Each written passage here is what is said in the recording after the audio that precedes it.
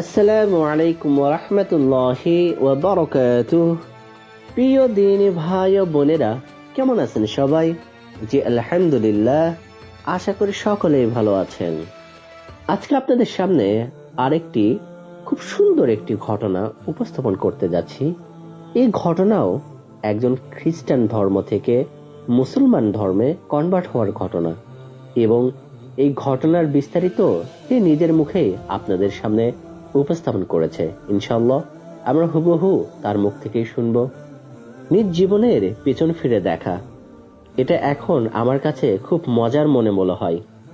আমি অবাক হয়ে দেখি আল্লাহ রব্বুল আলামিন আমার এই পরিবর্তনের জন্য কত সুন্দর একটা ছক পরিকল্পনা করে রেখেছিলেন।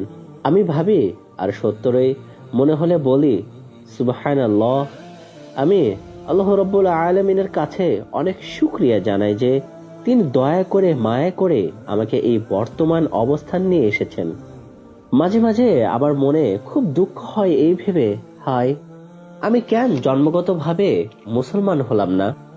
যাদের এই সৌভাগ্য হয়েছে তাদের জন্য আমি মনে মনে গর্ববোধ করি। আবার কোনো কোনো সময় দুঃখিত হই যখন দেখি কেউ কেউ এই সৌভাগ্যকে তেমন কোনো মূল্যই দেয় না।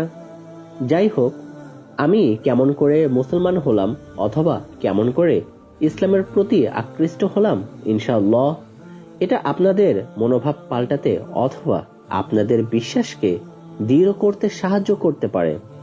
এটা সম্পূর্ণভাবেই আমার জীবনে ঘটে যাওয়া ঘটনার বিবরণী। তবে হয়তো আরো অনেকের তাদের জীবনে ঘটে যাওয়া ঘটনার সঙ্গে মিল খুঁজে পেতেও পারেন। ক্যালিফোর্নিয়ার সান ফ্রান্সিসকোর সমুদ্র সৈকতের এক শহরতলি এলাকায় আমার জন্ম। সান অ্যানসেলমো নামের ছোট্ট শহরে আমার বসবাস, যার লোক সংখ্যক মাত্র 14,000। অধিবাসীদের প্রায় সবই শ্বেতাঙ্গ এবং উচ্চ মধ্যবিত্ত শ্রেণীর খ্রিস্টান। আমাদের এলাকাটা অপূর্ব সুন্দর। সান ফ্রান্সিসকোর একটু উত্তরে গোল্ডেন গেট ব্রিজের কাছাকাছি আমাদের গ্রামটি তামালপাই পাহাড়ের পাদদেশে প্যাসিফিক সমুদ্রের ধার ঘেঁষে।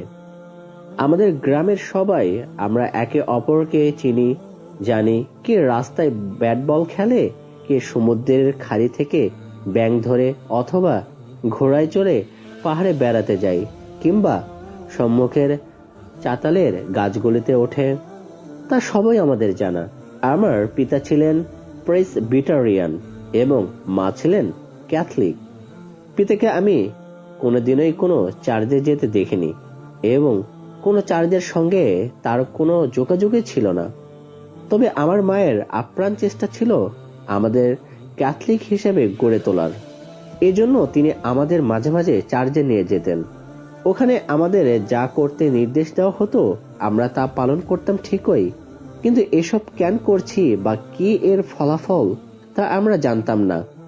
মানুষেরা উঠে দাঁড়াতো, বসে পড়তো, হাঁটুমুড়ি বসতো, আবার উঠে বসতো, উঠে দাঁড়িয়ে আবার গান গাইতো এবং পাদ্রীর সঙ্গে আবৃত্তি করত। প্রত্যেকের হাতে একটা পুস্তিকা দেওয়া হতো যেন কার পর কি হবে তা ওই বই দেখে অনুসরণ করা যায়। অবশ্য প্রথমে যদি আমরা ঘুমিয়ে না পড়ি তবে এগুলো করতে হতো। প্রায় 8 বছর বয়সে এখানে আমাকে ব্যাপটাইজড করা হয় এবং প্রথম অনুশীলন দেওয়া হয়। ব্যাপটাইজড হচ্ছে খ্রিস্ট ধর্মে দীক্ষা দেওয়া। অবশ্য এসব স্মৃতির কোনো কিছুই আমি মনে করতে পারি না, তবে পুরাতন ছবি দেখে এগুলো বুঝতে পারি এগুলো 1 বছর ধরে চলে। একটা একমুখ বন্ধ রাস্তায় শেষের 4টা বাড়ির আগেরটা আমাদের বসত ভিটা ছিল। সে রাস্তায় সব মিলিয়ে 15টা বাড়ি ছিল। শেষ প্রান্তে ছিল আমাদের গ্রামের স্কুল, তাই পাশে ছিল একটা ছোট্ট প্রেসবিটারিয়ান গির্জা। আমার 10 বছর বয়সে এই গির্জার পক্ষ থেকে ক্রিসমাস খেলায় বাচ্চাদের সঙ্গে অংশ নিতে তারা আমাকে ডেকে নেয়। আমার পরিবারে কেউ সেখানে যেতে আগ্রহ দেখাতো না। আমি একাই প্রতি সপ্তাহে রবিবারে সকালে সেখানে হেঁটে যেতাম।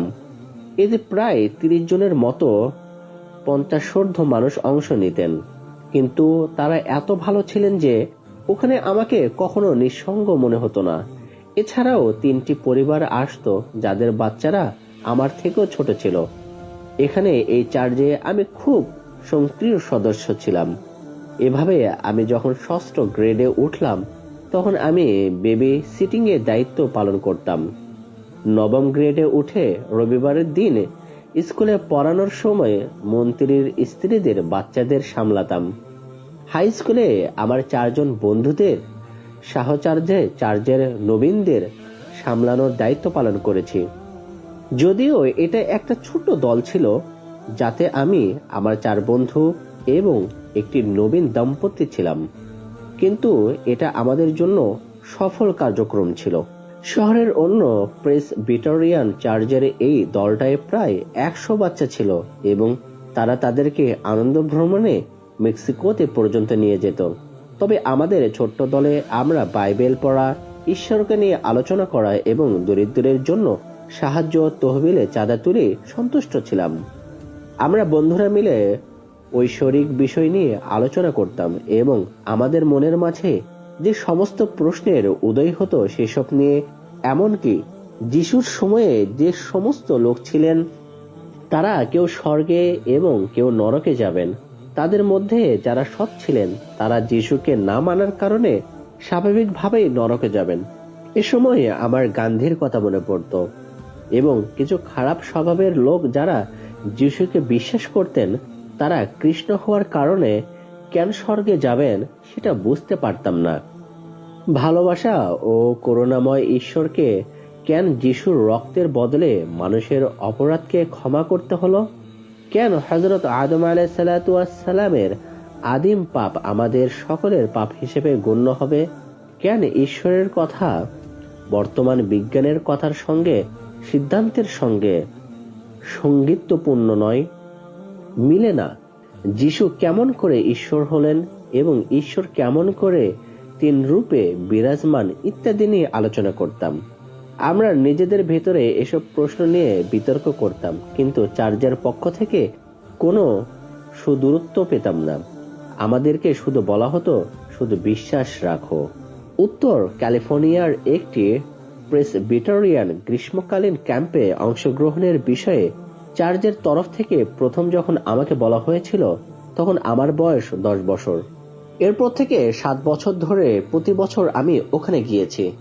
যদিও আমি আমার ছোট্ট চার্চ নিয়েই সুখী ছিলাম, তবু ওখানে এসে দ্বিধাহীনভাবে যেন আমি ঈশ্বরের সাথে সূত্র খুঁজে পেলাম। এখানে যেন আমি ঈশ্বরের সাথে একটা গভীর বিশ্বাসের অবস্থান তৈরি করতে সক্ষম হলাম।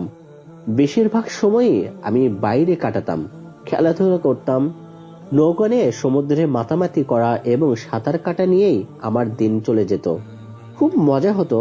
তবু আমরা কিছু সময় প্রার্থনার জন্য ব্যয় করতাম, বাইবেল পড়তাম, ঐশ্বরিক গান গাইতাম এবং কিছুক্ষণ নীরবতা পালন করতাম। আসলে এই সময়টি আমার কাছে খুব দামি ছিল। আমার অধিকাংশ সুখ স্মৃতি এই সময়কে নিয়েই। আমি যা করতাম তা হলো একটা 200 একরের বিস্তীর্ণ স্থলভূমিতে কোনো একটা স্থান বেছে নিয়ে চুপচাপ একাকী বসে থাকতাম। সেটা কোনো উঁচু স্থান অথবা ব্রিজের উপরে, যেখান থেকে খাড়ি দৃশ্যমান হতো। এছাড়া গাছপালা, মেঘমালা অবলোকন করা, পানির ছলছল করে বয়ে চলার শব্দ শোনা, পাখির কলকাকলি ও চারিদিকে প্রকৃতির দেখা এবং চিন্তা করা, এতেই আমার সময় পার হয়ে যেত। এখানে আমি নীরব নিবিড় শান্তি খুঁজে পেতাম এবং ঈশ্বরের ওপর অনুগ্রহের বিষয়ে তাকে ধন্যবাদ জানাতাম। ক্যাম্প শেষে আমি এই সুখ স্মৃতি নিয়েই বাড়ি ফিরে আসতাম এবং ঈশ্বর, আমার জীবন এবং এর মধ্যে আমার অবস্থান নিয়ে খুশি থাকতাম। যিশু সম্পর্কে আমার নিজস্ব ধারণা তৈরি হয়েছিল। তিনি একজন ভালো শিক্ষক। এর জন্য চার্চের সমস্ত শিক্ষাকে আমি পিছনে ঠেলে দিতাম।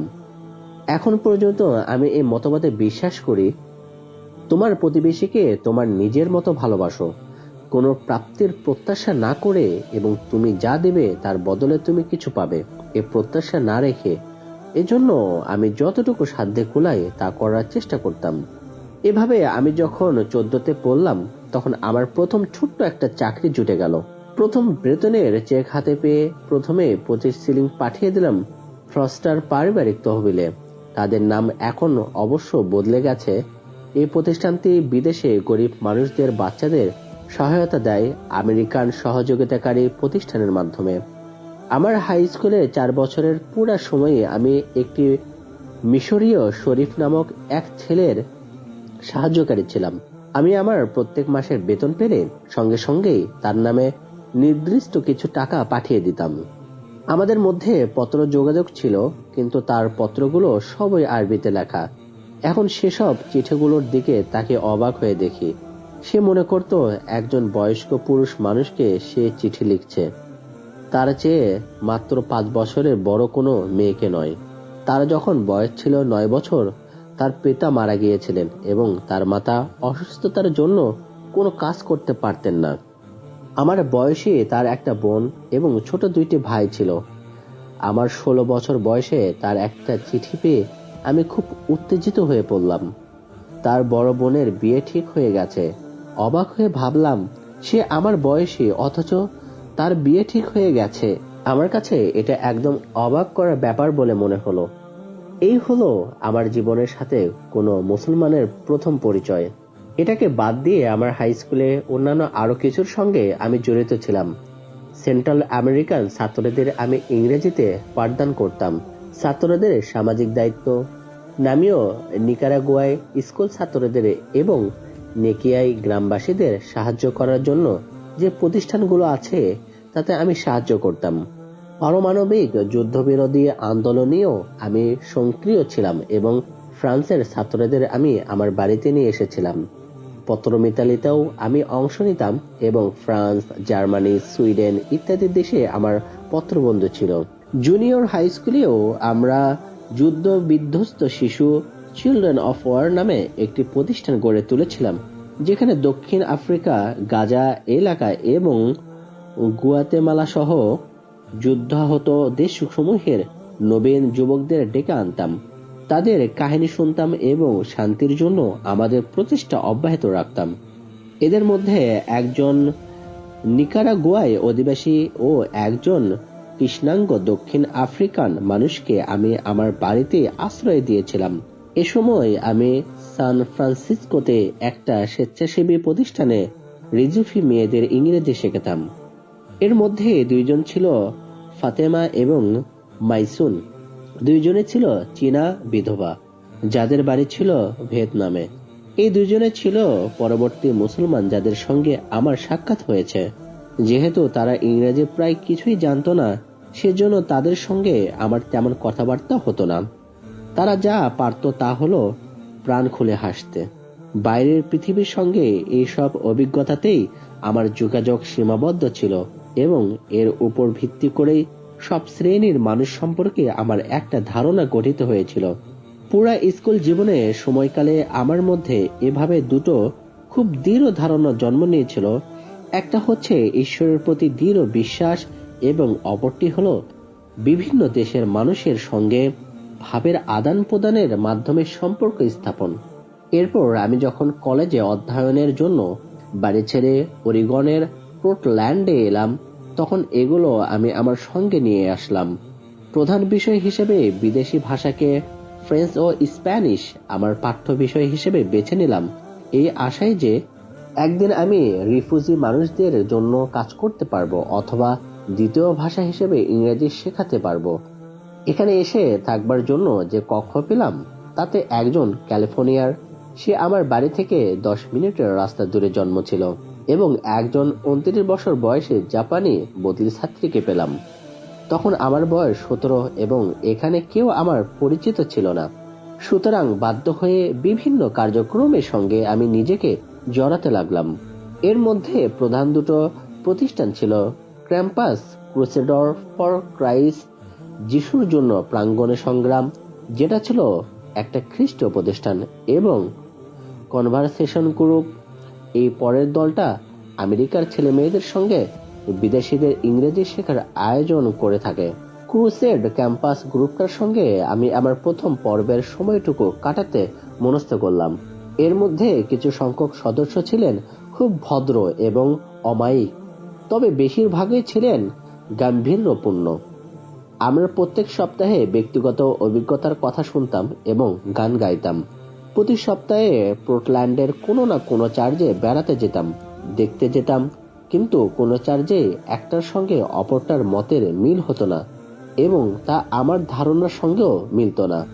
শেষে চূড়ান্ত ভ্রমণের দিন দক্ষিণ পূর্ব এলাকার যে চার্চে গেলাম সেটা আমাকে ভীতি বিহ্বল করে তুলল এবং তারপর থেকে ক্রুসেড ক্যাম্পাসে আমি যোগদান করা বন্ধ করে দিলাম। এই চার্চের একটা রক ব্যান্ড ছিল, সঙ্গে ইলেকট্রিক গিটার সহ। তারা চোখ বন্ধ করে মাথার উপর হাত নাড়িয়ে হ্যালুলেজা, ঈশ্বরের স্তব্ধ গান গাইতো। এরকম আমি এর আগে আর কোথাও দেখিনি। অবশ্য এখন টিভিতে দেখি, কিন্তু একটা ছোট্ট চার্চ থেকে আসার পর এই ধরনের পরিবেশ আমার একদম পছন্দ হয়নি। তবে অন্যান্যরা এটা সহজভাবেই নিল এবং তাদের এখানে নিয়মিত আসায় কোনো সেট পড়ল না। ঈশ্বরের বন্দনার মতো এখানে কোনো পরিবেশ ছিল না, এজন্য এখানে আসা আমার জন্য উপযুক্ত বলে আমি মনে করলাম না। চুপচাপ কোথাও বসে থাকা অথবা বাইরে কোনো জায়গায় ঘোরাফেরা করার মধ্যে আমি ঈশ্বরের নৈকট্য অনুভব করতাম। লুইস অ্যান্ড কার্ক কলেজের ক্যাম্পাসে আমি ব্রেঞ্চে বসে থাকতাম এবং দূরের পাহাড়ের দিকে চেয়ে থাকতাম। ক্যাম্পাসটা খুব সুন্দর ছিল এবং আমি প্রকৃতিকে দেখতাম। গাছেরা তাদের শরীরের রং পাল্টায়। একদিন এক বাগানের মধ্যে দিয়ে ঘুরতে গিয়ে ক্যাম্পাস চ্যাপেলে একটা ছোট্ট পল ঘর পেলাম। এটা ছিল খুবই সাধারণ। বসার আসনগুলো ছিল মধ্যকে কেন্দ্র করে বিন্যস্ত এবং মধ্যখানে একটা বিরাট আকারের পাইপ অর্গান। বছরের পুরো বাকি সময়টা আমি এখানে বেশি কাটাতাম। বাজনার ছন্দের সঙ্গে সঙ্গে দিতাম অথবা একাকী নিরিবিলিতে বসে থাকতাম। এ সময়ে একা বসে চিন্তা করতে আমার খুব ভালো লাগতো। এভাবে আমি ঈশ্বরের গভীর নৈকট্য অনুভব করতাম এবং স্বাচ্ছন্দ্য বোধ করতাম। অন্য কোনো চ্যাপেলে বা চার্চে এত স্বাচ্ছন্দ্য বোধ করিনি। এই সময়কালেই আমাদের আলাপচারিতা দলে আন্তর্জাতিক প্রোগ্রামের অংশ হিসেবে 4 জন বিদেশি অংশ নিতেন। দলে আমি ছাড়াও একজন জাপানি পুরুষ ও একজন জাপানি মহিলা, একজন ইতালিয়ান পুরুষ ও একজন প্যালেস্টাইনের মানুষ ছিলেন। ইংরেজিতে কথাবার্তায় সাবলীল হওয়ার জন্য আমরা সপ্তাহে 2 দিন মধ্যাহ্নভোজনে অংশ নিতাম। এ সময়ে আলাপচারিতায় আমাদের পরিবার, আমাদের ছেলেবেলা, লেখাপড়া, সাংস্কৃতিক পার্থক্য এসব বিষয় নিয়ে আলাপ হতো। এর মধ্যে প্যালেস্টাইনের মানুষটির কাছ থেকে যখন আমরা তাদের পরিবার, জীবনযাত্রা এবং ধর্মীয় বিশ্বাস নিয়ে কথা শুনতাম, তখন আমার শিরা উপশিরায় একটা বিচিত্র অনুভূতি কাজ করত। এর আগে মুসলমান বলতে আমি শুধু শরীফ, ফাতেমা এবং মাইসুনকে জানতাম। দেখতাম যে তাদের বিশ্বাস ও জীবনযাত্রা আমাদের মতো না, কিন্তু আমি কোনোদিন এসব বিষয় নিয়ে কখনো গুরুত্ব দিতাম না এবং এগুলো জানার জন্য চেষ্টাও করতাম না, কারণ আমার বিশ্বাসের প্রাচীন তাদেরকে আড়াল করে রেখেছিল। কিন্তু এখন আমি যত বেশি ইসলাম সম্বন্ধে জানতে শুরু করলাম, তত বেশি আগ্রহ বোধ করেছিলাম এটা আমার জীবনের জন্য একটা সম্ভাবনা হতে পারে কিনা। আমার স্কুলের 2য় পর্বে আন্তর্জাতিক আলাপচারিতার গ্রুপ ভেঙে গেল এবং সবাই বিভিন্ন স্কুলে বদলি হয়ে গেলাম। কিন্তু আমার জীবনের সম্মুখে তার রেশ খুব স্পষ্ট হয়ে আমার চিন্তা ও চেতনাকে প্রভাবিত করতে লাগলো। সুতরাং এই পর্বে আমি আমার পাঠ্যসূচিতে পরিবর্তন এনে ধর্মীয় অনুষদে ভর্তি হলাম এবং বিষয় নিলাম ইসলাম পরিচিতি। এখানে পাঠ কার্যক্রমে আমার পুরাতন ধর্মীয় সমস্যাবলী, যা আমি খ্রিস্টান ধর্মে অনুভব করতাম, তা আমার সামনে এসে গেল।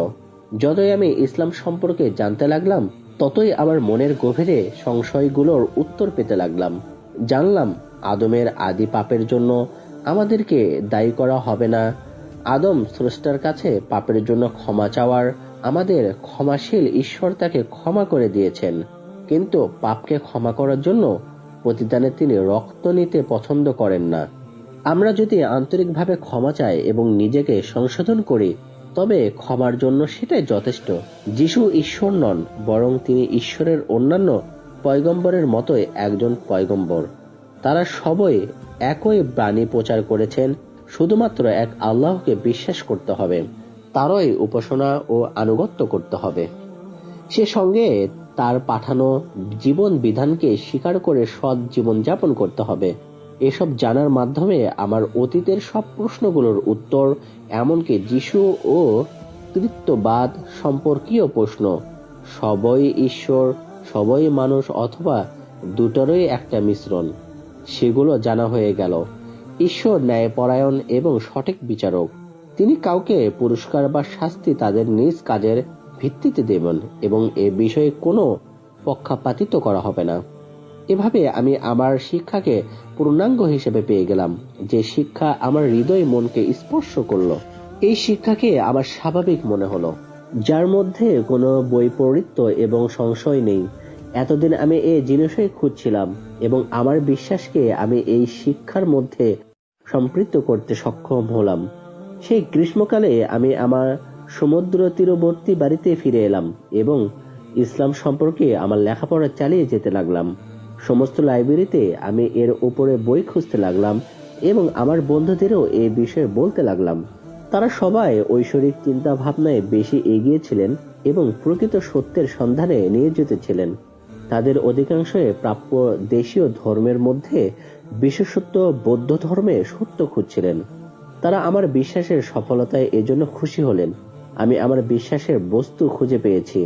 তারা আমাকে বিভিন্নভাবে প্রশ্ন করলেন, জানতে চাইলেন একজন মুসলমান মহিলা হিসেবে ইসলাম আমার জীবনে কি রকম প্রভাব সৃষ্টি করেছে, একজন উদার ক্যালিফোর্নিয়াবাসী হিসেবে এটা আমার পরিবারের উপর কি রকম প্রভাব ফেলতে ইত্যাদি। আমি আমার পড়াশোনা চালিয়ে যেতে থাকলাম এবং আত্মজিজ্ঞাসা এবং প্রার্থনা অব্যাহত রাখলাম। এর ফলে আমি খুব শান্তি অনুভব করলাম। আমার এলাকায় কোনো ইসলামী কেন্দ্র আসে কিনা তাও জানার চেষ্টা চালাচ্ছিলাম, কিন্তু সবচেয়ে কাছের কেন্দ্রটাও ছিল সান ফ্রান্সিসকোতে। সেখানে কোনোদিন আমার পক্ষে যাওয়া সম্ভব হয়ে উঠল না, কারণ আমার গাড়ি ছিল না এবং বাসের ভ্রমণ সূচি আমার কাজের সময় সূচির সঙ্গে মিল ছিল না। ফলে আমি আমার নিজের মতো করে চেষ্টা চালিয়ে যেতে থাকলাম। পারিবারিক আলোচনায় প্রসঙ্গটি উঠলে আমি তাদেরকে বিষয়টি খুলে বললাম। এ সময়ের একটা ঘটনা, আমরা সবাই একসঙ্গে টিভি দেখছিলাম। টেলিভিশনে এস্কিমোদের একটা ছবি দেখাচ্ছিল। সেখানে তারা জানালো সাদা প্রকাশের জন্য তাদের 200টা শব্দ আছে, কারণ এটা তাদের জীবনের অনেক বড় অংশ জুড়ে আছে। রাত্রে আলোচনায় আমরা বলছিলাম যে বিভিন্ন ভাষায় এরকম অনেক শব্দ আছে যা একই জিনিসের অনেকগুলোর পার্থক্যের উদাহরণস্বরূপ ব্যবহার করে থাকে।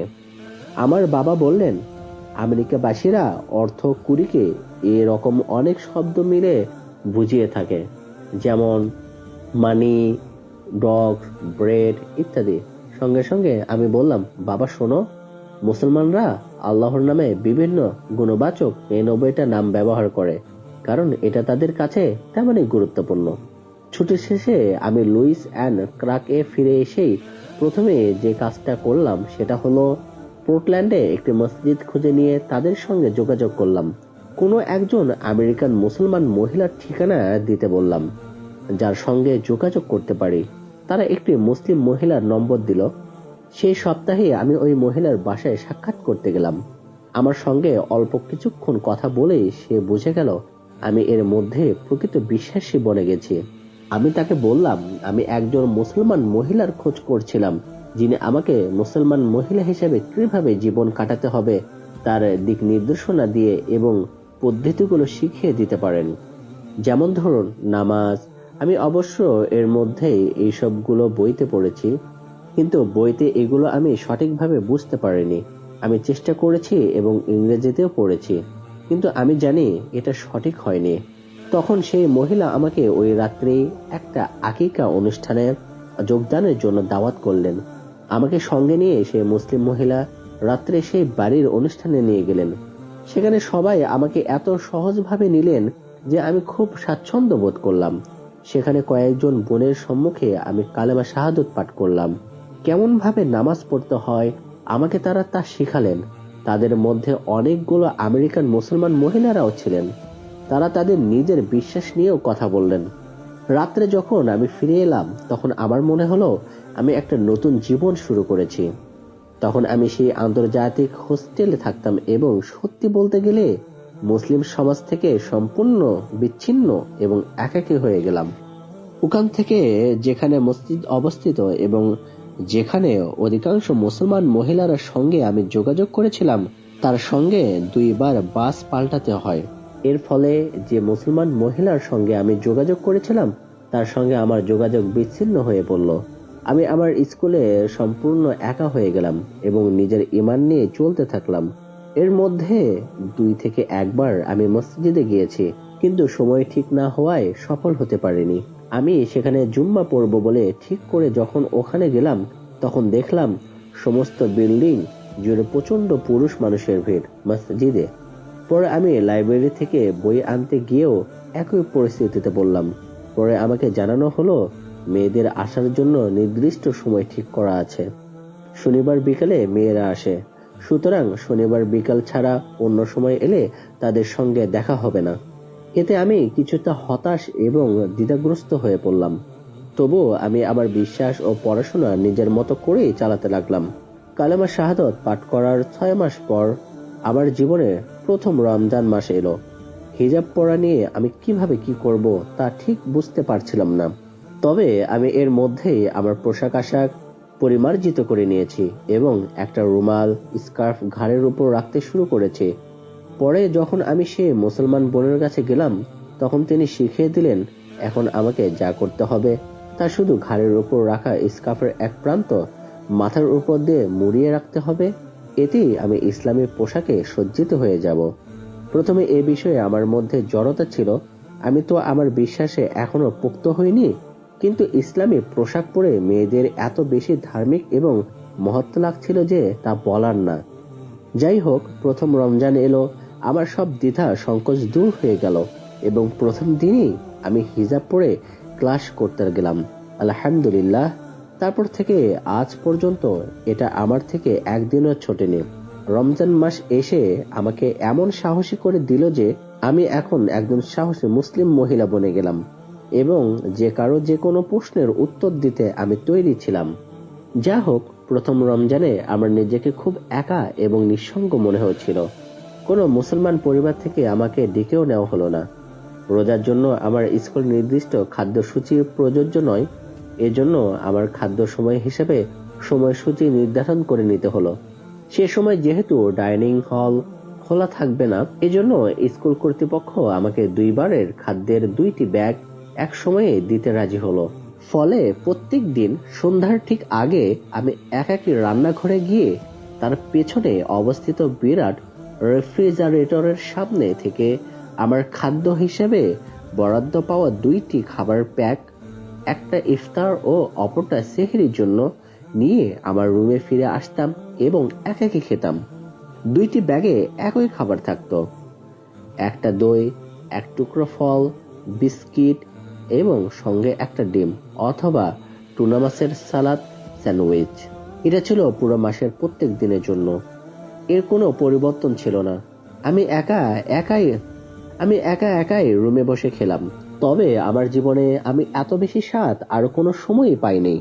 ইসলাম গ্রহণ করার পর আমার পরিবার তেমন অবাক হলো না। তারা আমার এই পরিবর্তন সম্পর্কে পূর্বেই ধারণা করেছিল। যখন সেই গরমের ছুটিতে আমি বাড়ি এসেছিলাম, তারা জানতো আমি আমার বিশ্বাস সম্পর্কে খুবই নিবেদিত। তারা আমার সিদ্ধান্ত মেনে নিল।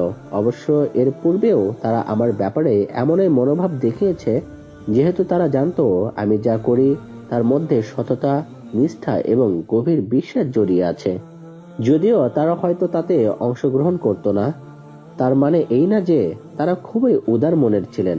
যখন আমি হিজাব পরা শুরু করলাম তখন তারা খুব চিন্তায় পড়ে গেল। এর ফলে আমি সমাজ থেকে আলাদা হয়ে যাব এবং লোকেরা আমাকে সহায়তা করা বাদ দিবে। ফলে আমি আমার জীবনের লক্ষ্যে পৌঁছাতে পারবো না। এটাই ছিল তাদের ভয়ের কারণ। তারা মনে করলেন এটা একটু বেশি বৈপ্লবিক ব্যাপার। আমার জীবন বিশ্বাসের বিষয়ে তাদের কোনো আপত্তি ছিল না, কিন্তু যখন আমি বললাম আমি এখন বিবাহ করার সিদ্ধান্ত নিয়েছি তখন তারা একদম ঘাবড়ে গেলেন। এর মধ্যেই আমি সেই কনভারসেশন গ্রুপের সদস্য প্যালেস্টাইনি মুসলমান ফ্যারিসের সঙ্গে সাক্ষাৎ করেছি। সেই প্রথম যে আমাকে ইসলাম সম্পর্কে জানার সুযোগ দিয়েছিল। এখনো সে পোর্টল্যান্ড কমিউনিটি কলেজে পড়ে। আমি তার সঙ্গে বারবার দেখা সাক্ষাৎ করতে লাগলাম, কোনো সময় লাঞ্চে, কোনো সময় লাইব্রেরিতে অথবা তার ভাইয়ের বাড়িতে ইত্যাদি। পরবর্তী গরমে আমরা বিয়ে করলাম এটা আমার কালেমা শাহাদাত পাঠ করার 1 বছর পর। পূর্বে আমার পরিবার আমার স্কার্ফ পরা নিয়ে সন্তুষ্ট ছিল না, কিন্তু এবার তারা মনে করলো আমি তাদের উপর একটা মহা বিপদ জাতীয় কিছু নিক্ষেপ করেছি। তারা যুক্তি দিল, তুমি এখনো খুব ছোট, এর ফলে তুমি তোমার অভীষ্ট লক্ষ্যে পৌঁছাতে ব্যর্থ হবে। তোমাকে তোমার স্কুল ছাড়তে হবে, অল্প বয়সে মাতৃত্বের বোঝা চাপবে, যার ফলে তোমার জীবনটা ছারখার হয়ে যাবে। আমার স্বামীকে তাদের পছন্দ হলেও তাকে তারা বিশ্বাস বা তার উপর নির্ভর করতে পারছিল না। তারা ভাবছিল এই বিয়েটা শুধু গ্রিন কার্ড পাওয়ার উপায় মাত্র।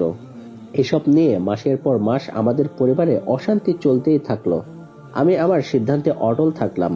এক পর্যায়ে আমার মনে হলো আমার পরিবারের সঙ্গে সম্পর্ক আর বোধহয় কোনোদিনও ঠিক হবে না। এটা ছিল এখন থেকে 3 বছর আগের কথা। এর মধ্যে পরিস্থিতি অনেক পাল্টে গেছে। কর্ভালিস অরিগন টেস্ট ইউনিভার্সিটিতে চলে এসেছি। আমরা এখন একটা ঘনবসতিপূর্ণ মুসলমান এলাকাতে বাস করি। মাগনাকাম লাউড থেকে আমি গত বছর শিশু উন্নয়নের উপর একটি ডিগ্রি সহ আমার স্নাতক ডিগ্রি শেষ করেছি। এর মধ্যে আমি অনেকগুলো চাকরি করেছি, যার মধ্যে সেক্রেটারি থেকে প্রাথমিক শিক্ষক পর্যন্ত ছিল। সবগুলোই আমি হিজাব পরিহিত অবস্থায় করেছি। আমি সমাজ সেবায় অংশ নিয়ে থাকি এবং এখনো স্বেচ্ছাসেবীতে আমার ভূমিকা যথেষ্ট উল্লেখযোগ্য। ইনশাআল্লাহ আমার স্বামী এবছর ইলেকট্রিক ইঞ্জিনিয়ারিং এ তার স্নাতক ডিগ্রি অর্জন করবে। বেশ কয়েকবার আমরা আমাদের বাড়িতে বেড়াতে গিয়েছি। ফ্যারিসের মাতা পিতার সঙ্গেও এই গ্রীষ্মকালে আমাদের দেখা হয়েছে এবং অনেক আনন্দ হয়েছে। ধীরে ধীরে আমি আরবি শেখার মাধ্যমে কথ্য আরবিকে রপ্ত করেছি।